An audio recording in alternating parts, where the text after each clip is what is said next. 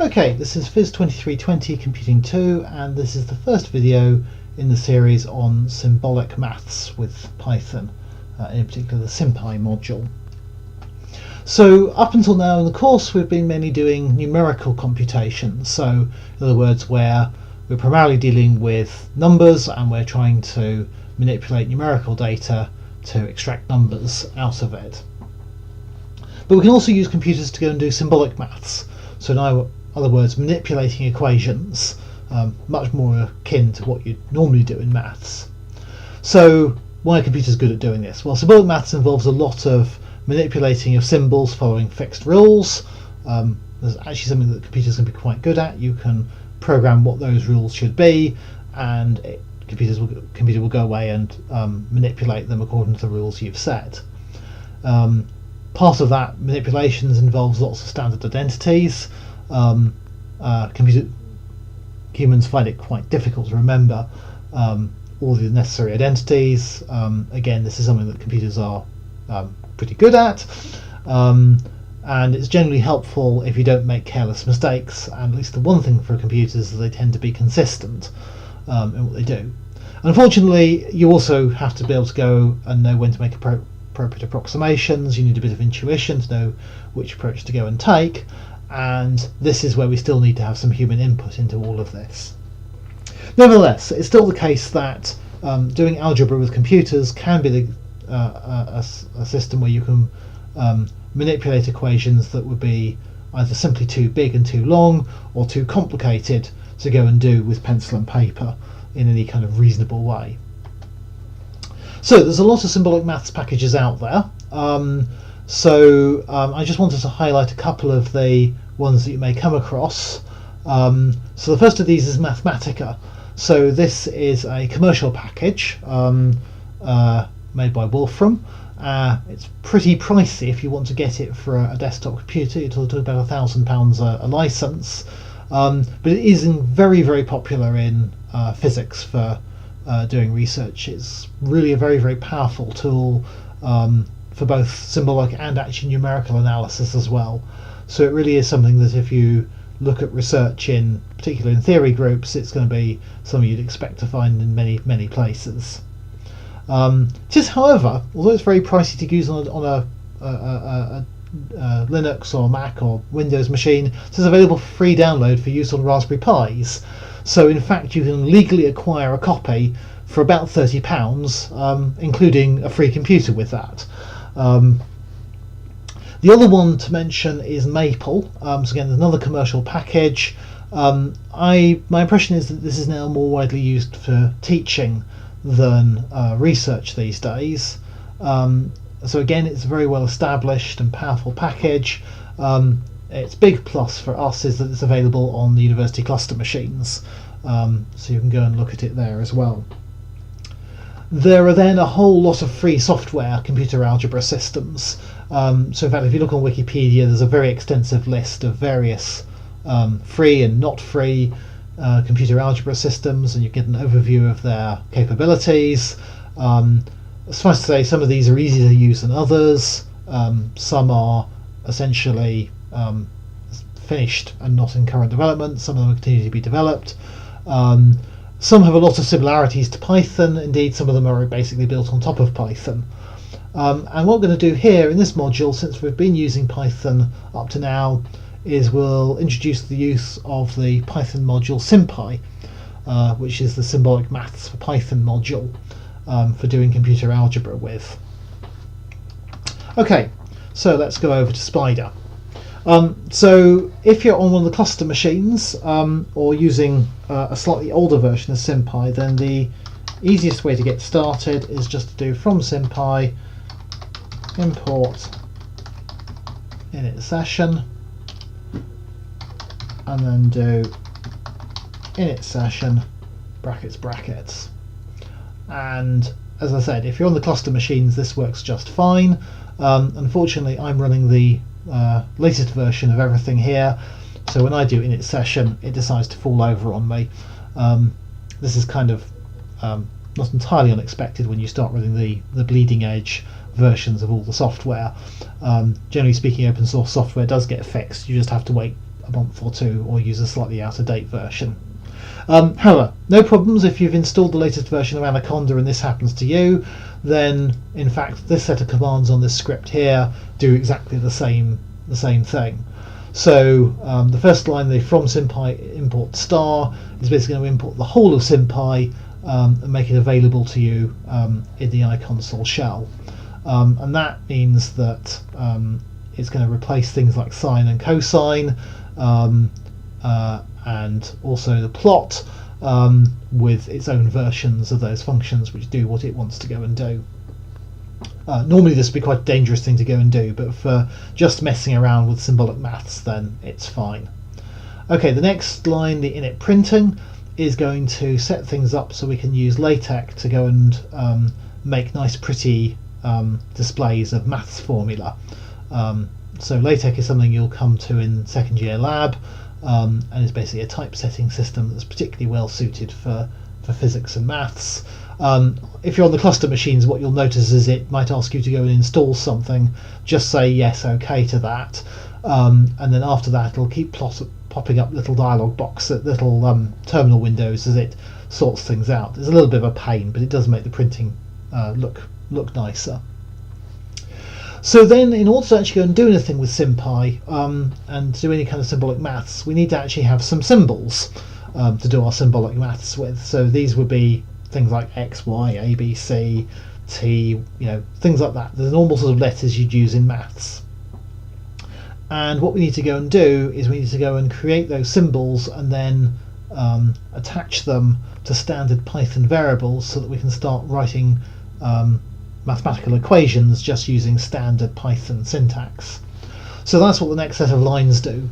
So the first of those three lines, it creates symbols A, B, C, X, Y, and T, and attaches them to variables with the same name, and it says that these are all real numbers. And then it creates a bunch of integers, I, J, K, M, and N, and attaches them to the same symbols, and then it goes and creates another couple of symbols, F and G, and it says these things are going to be functions. So the symbols command takes a string with the symbols you want to create separated by spaces, and then optionally afterwards it takes some assumptions. And the assumptions you can say are things like this is a real number, this is an integer, this is positive, this is even, and so on. Okay, so I'm just going to run those commands. There we go. So now I can show I've got X defined, and X produces something which is a Simp I symbol. So for example, I could say K is symbols. Okay, that's just one of it. Integer equals true. Positive equals true. Even equals true. Whoops. Okay, print it just as yes, that's fine. I can ask some questions about this. I can say, is K even? K dot is even says it's true. So therefore, whoops, is odd should be false. And this indeed is odd, false. We can show the same thing about X. So what happens if we say is X even? So X dot is even, and it's come back and said, what?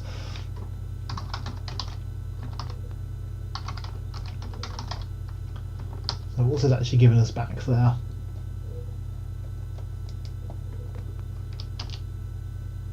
Okay, so I've asked it, is X dot is even, what type is that? It says it's a none type. So it's not false, it's not true, it's not anything. And that's because X, we've just said, is only a real number. So it might be even, it might not be even. You just can't tell. So it's neither true nor false.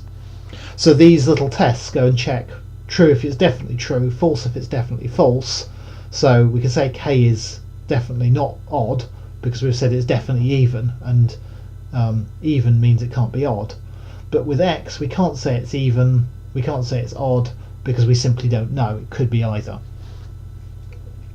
Okay, so what else can we do with this? Well, we can write down some expressions. So let's try writing down a simple quadratic. So x times x squared minus 8 times x plus 15. Okay, so in this case here, if x was just a standard Python variable, it would try and actually do that sum for us. But x is a Simp I symbol, and so what we get as a result is a Simp I expression, and it gives us a nice little printout here. This is LaTeX coming in and sorting things out for us, making it look nice and pretty. Okay, so that's an expression. So let's go and set that equal to a variable called expression.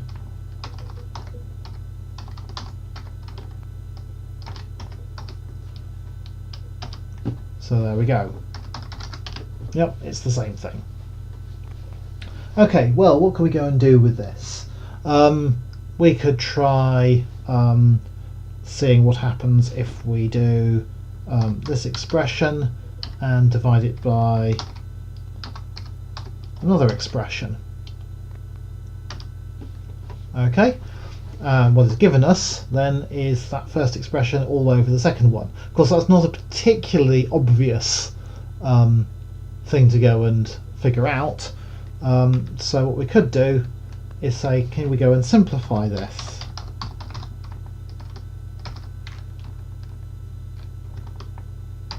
So simplify.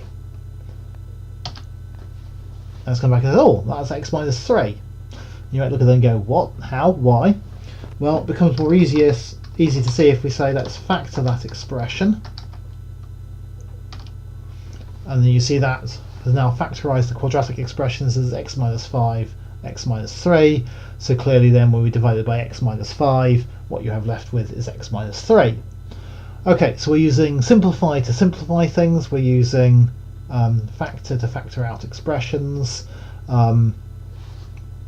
We should also be able to let's create another variable there, expr2. So expr2 is the factors, and you can guess what happens if I ask it to expand it. We go back to our quadratic again.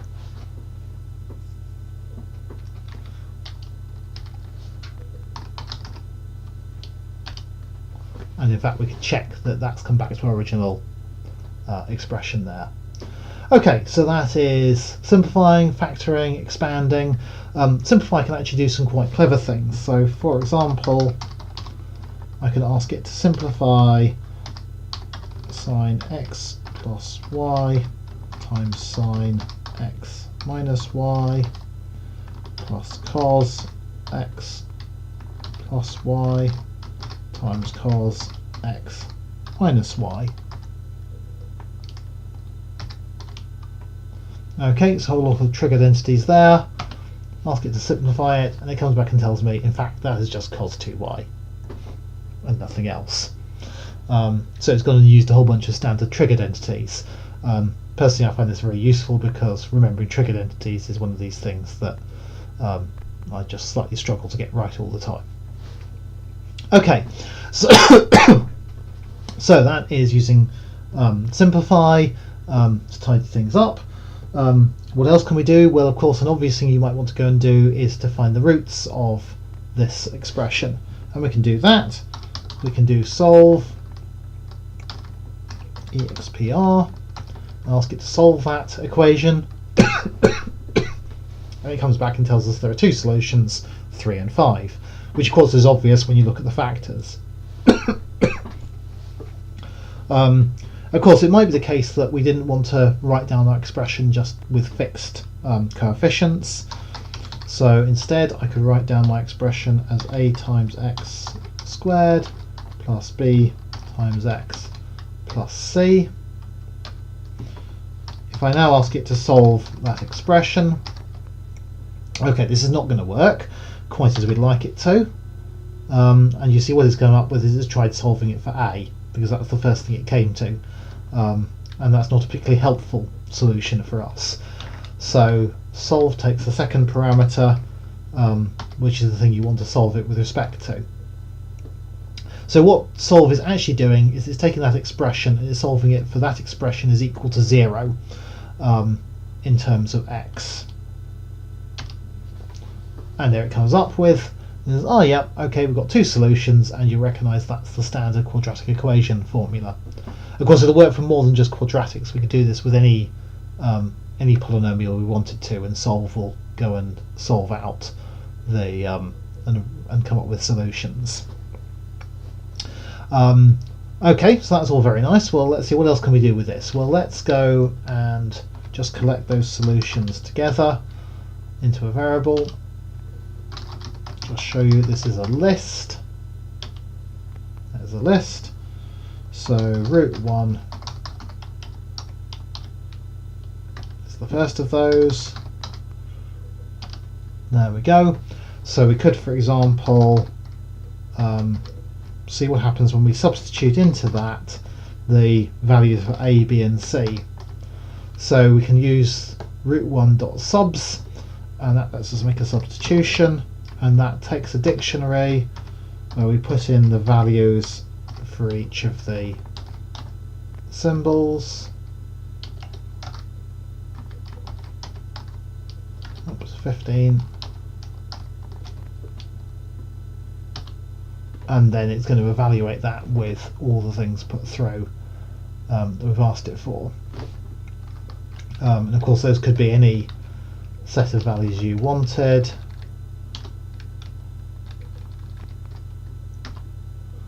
And what you're going to see here is it's come up with a complex number, because it quite happily work out complex roots as well. Of course, if we wanted a more general way of taking that solution we found and turning it into a general equation, rather than having to stick in this dictionary and the substitutions all the time, there's a neat little trick we can do. We can use the lambdify function, and with lambdify, what we're going to tell it is that we want this to become a function that takes 3 parameters. So I put them in a little tuple like that if I've got more than one of them, and then the expression, and then I tell it which maths module to get the maths functions from, and numpy is nearly always the best one to use. And so we end up with f, and if I ask it for the information on f, then you'll see it's going to give me that this is, tells them it's been created by lambdify. It takes 3 parameters, and this is what it calculates. And so again, we can show that works. So 1 minus 8, 15, and it creates a return value for you. But the difference between this and using subs is that because f is actually using the numpy maths functions, I don't have to pass it just one set of numbers. I can pass it arrays in there, and it will go and calculate the roots for every element in the array. So it's a little bit more powerful. There's a nice little trick to go back from symbolic maths back into NumPy. Okay, what else can we do? Well, we can solve simultaneous equations with this. So solve will let you solve more than one equation. If rather than just giving it one expression, you put it in a tuple, then you can have a whole set of them. So let's go and say solve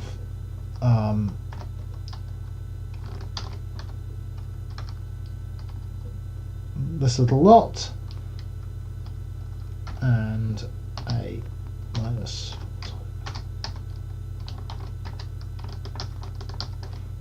Okay, so what I've written down here is two simultaneous equations in terms of a and b.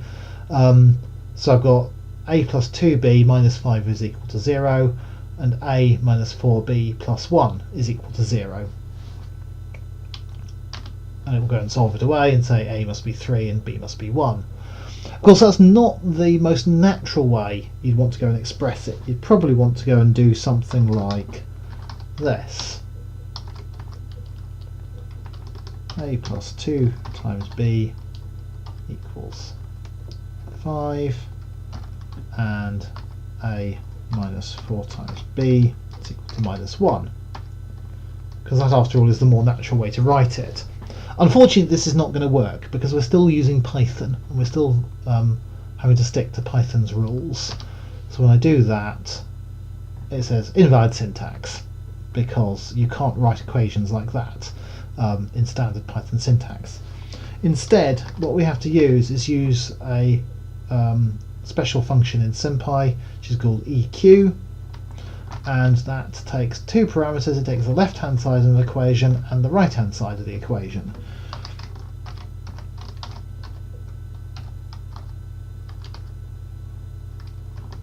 Like so.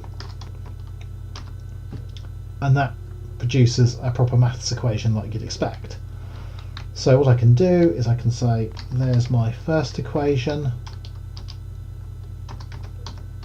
and my second equation, a minus 4 times b, and that was equal to minus 1. So that's EQ2, and now I can do solve EQ1, EQ2,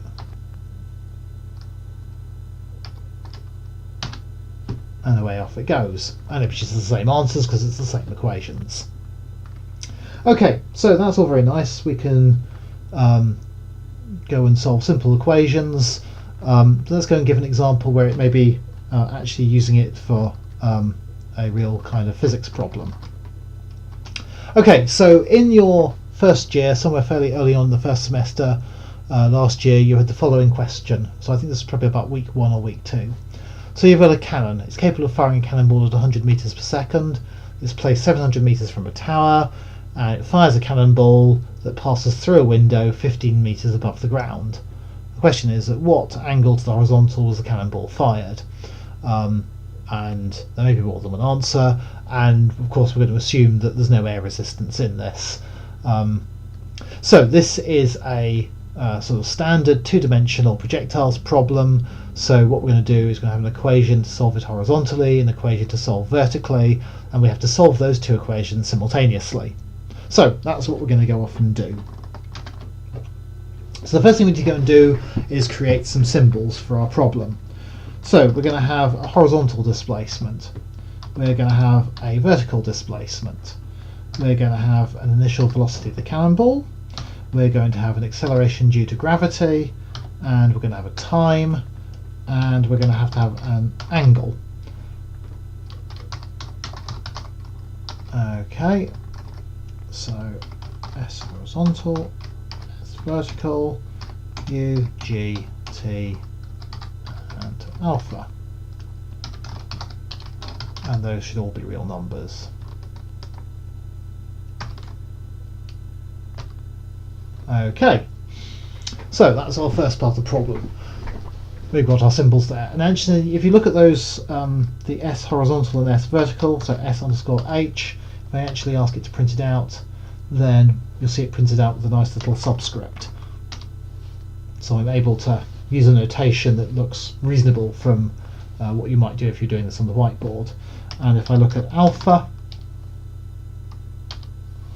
then in fact it's the Greek letter alpha that gets printed out. Okay, so what we're going to do is we're going to write down some equations. We're going to write down the horizontal equation, which I'll call EQH, and that is going to say that the horizontal position is the horizontal velocity times time. The horizontal velocity is u cos alpha, and then because I like my angles in degrees, not radians, I'm going to multiply that by pi and divide by 180 times time. So S equals ut. And there's no acceleration horizontally, so that's all we need. So the vertical motion, again, it's another equation, SV, and that is going to be the the vertical motion, so that's sine alpha times pi over 180 times time, S equals ut, and now we do have gravity 0.5 times g times t times 2 squared. Okay, that's our second equation. So EQH and EQV. Okay, so in principle what we have to go and do is solve those two equations simultaneously. So if we just go ahead and do that,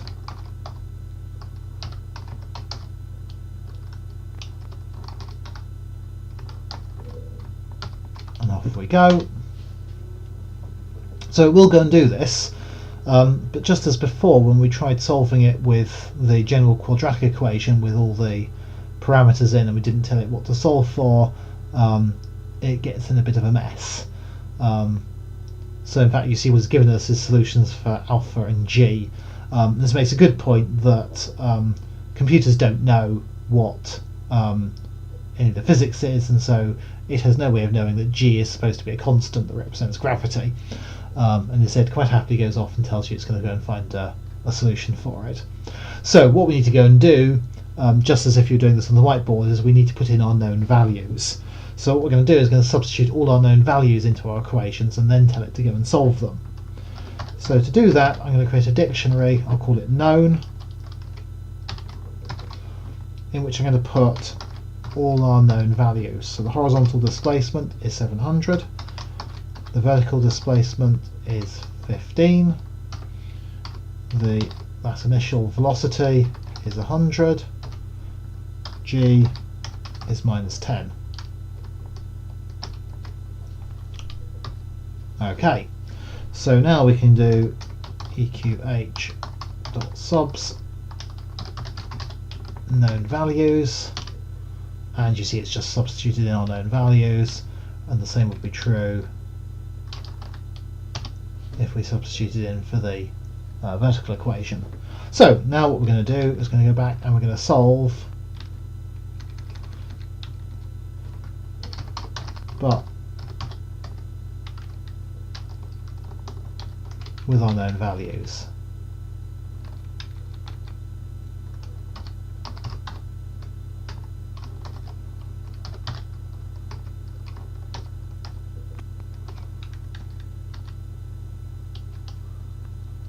And try and count the right number of brackets there, and let's go and see what we've got. Okay, so it's given us a whole lot of solutions. So what we'll do is I'm just going to stick them in a variable. I'm going to call that sols. There we go. Sols is a list.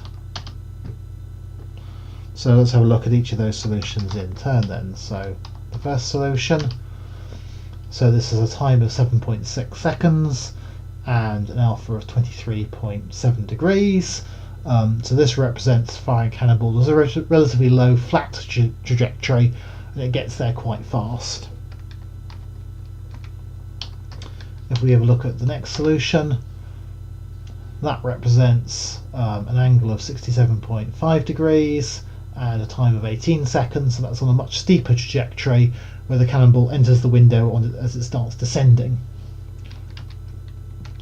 And then the final two we've got, so these two are both slightly weird when you look at them because they've both got negative time. But then you look at the angle it's saying, and in the first one it's saying it should be pointing at 203 degrees from the horizontal. Well, that means it's pointing completely the wrong way and slightly into the ground. And the other one is 247 degrees, so that's also the wrong way around and even further pointing into the ground. And physically what these would represent would be pointing the cannon in precisely the opposite direction from the way it should be pointed, and then running time backwards, so presumably that means the cannonball flying out the back of the cannon and into the tower. So this again makes a nice point, is that Simp I has no knowledge of physics, and because we didn't tell it that time should be a positive number, it's decided that it's quite reasonable for time to be a negative number, and therefore to give us these completely unphysical solutions. Still, it's got the first two, which are the right two. So it's given us two valid physical solutions from this problem.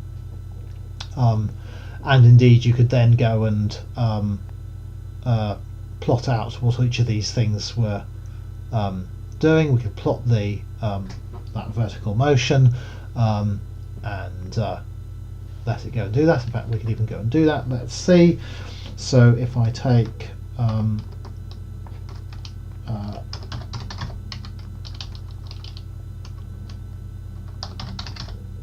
known2 is known.update. Let's take the first solution.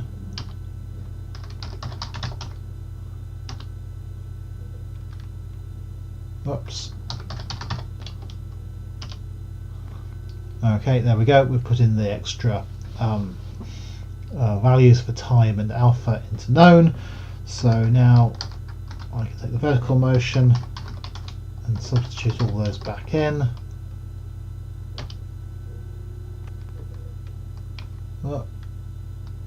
And that's because it's okay. So it doesn't quite come up to be 15 because there's a slight rounding error, which is why it's saying that there's actually not a solution with those known values.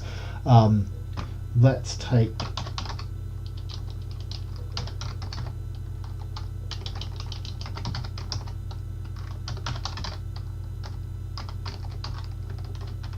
out the bits of the known values we don't want.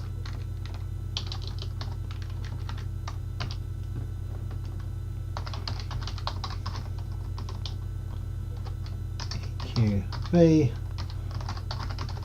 substituting in the known values. Okay, so it's now got a function for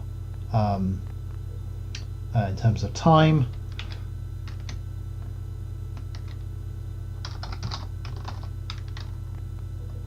Let's see if we can plot it. Nope, we can't plot the whole equation.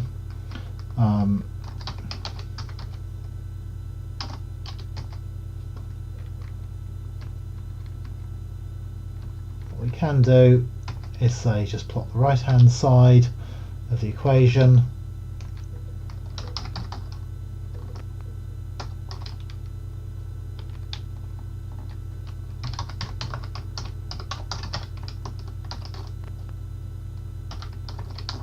From t is 0 to 8 seconds, and there we go. And there you can see that this is the trajectory of our cannonball as it was fired with those known solutions, and you can see there's about 7.6 seconds. It was coming in at 15 degrees. This is the steep one. Is it? No, this is the not so steep one. So then there's an even steeper one where the trajectory goes even higher and comes down a bit lower down. Okay, so this is just demonstrating as well the use of the plot with Sympy. I can plot out arbitrary expressions. So what I did there was I took the right hand side of the equation. So the equation thing I had has a .RHS and a .LHS. That's the other half of it. So SV is equal to that. And then I substituted in my known values for G and for alpha and for U, and that gave me a function then in terms of just time, which looks like that. And then I was able to go and evaluate that as a function of time and get the plot, which is still on the screen there with the plot function. And in that plot line,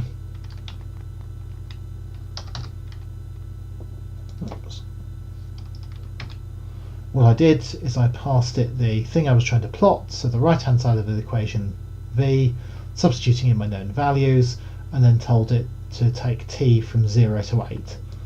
And so that was what gave me that plot there, and actually t equals 7.64, so somewhere in the middle there is when we pass through 15 meters. Right. Okay, so to summarize, what I've shown you is that a simple way to get started with Simp I, assuming you're on the cluster machines or not using the bleeding edge version of the software, is from Simp I import init session and then just call init session. Otherwise you have to just issue the same commands manually. You can use symbols to create Simp I symbols and attach them to Python variables, and then that lets you write expressions using standard Python syntax. You can use simplify and factor for simplifying and factoring expressions. If you actually need to write down an equation, you use EQ brackets left hand side right hand side to write an equation. I've shown you using solve to solve equations, and I've shown you using dot subs on an expression or an equation and passing it a dictionary to set known values. And I also just showed you at the end there very quickly how you can plot the value of an expression so you can see it numerically. So in the next video we'll carry on doing a bit more with Simp I, and in particular having a go at using it for doing calculus.